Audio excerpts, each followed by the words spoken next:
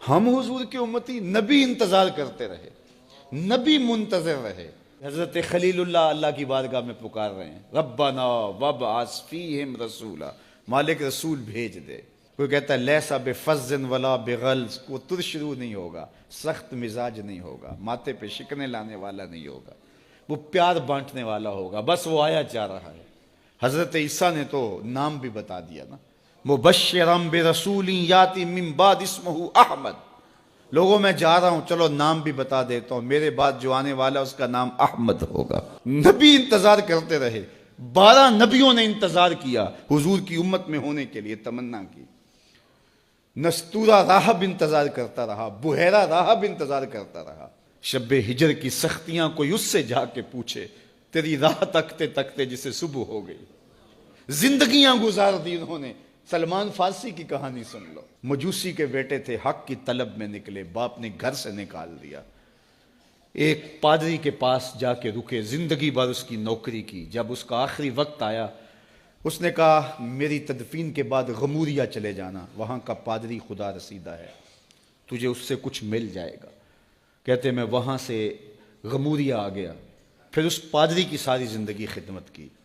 جب وہ مرنے لگا تو اس نے کہا کوئی ایسا شخص نہیں ہے جس کے پاس اب میں تجھے بھیجوں، لیکن نبی آخر الزمان کے ظہور کے لمحے آ گئے ہیں، تو یہاں سے یثرب چلا جا، وہ اس نبی کی ہجرت گاہ ہوگی، تیری زندگی سنور جائے گی، تو نے بڑی محنت کی ہے، بڑی نوکری کی ہے میری۔ کہتے ہیں میں نے اس کو کہا کہیں ایسا نہ ہو میں دھوکہ کھا جو مجھے کوئی نشانی بتا دے۔ اس نے کہا 3 نشانیاں ہیں، ایک صدقہ نہیں لے گا، دوسرا ہدیہ رد نہیں کرے گا، تیسرا 2 کندھوں کے درمیان مہر نبوت ہو۔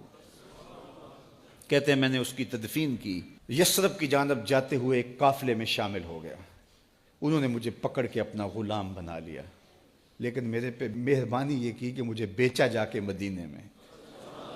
ایک یہودی نے مجھے خرید لیا، میں اس کے باغ میں گوڈی کرتا تھا، کام کرتا تھا، کھجوریں توڑتا تھا، لیکن میں انتظار میں تھا کہ کبھی وہ نبی آخر الزمان آئے تو مجھے دید ہو، کبھی عرش پر، کبھی فرش پر، کبھی ان کے در، کبھی در بدر۔ غم عاشقی تیرا شکریہ، میں کہاں کہاں سے گزر گیا۔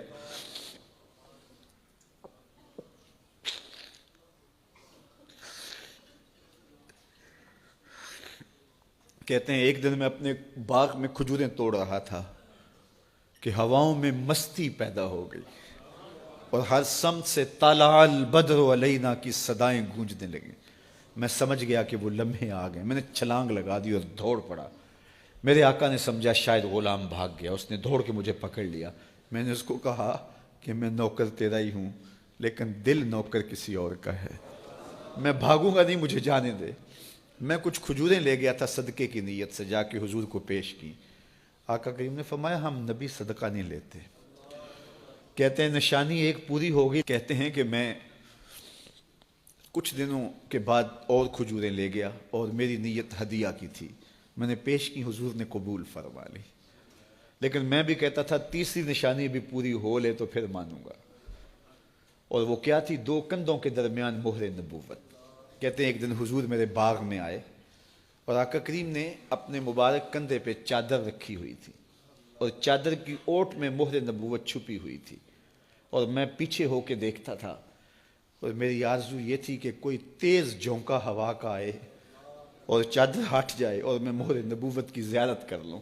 حضور میرے ارادہ قلب سے آگاہ ہوئے، فَأَلْقَى إِلَيَّ رِدَاءَهُ، حضور نے چادر اتار کے میری جانب پھینکی، اور پھر ایسے رخ کر کے فرمایا انظر الی ما امرت بہ، اس پادری نے جو بتایا تھا دیکھ لے آ کے۔ تو کہا میں نے دیکھا کہ حضور کے دو کے درمیان۔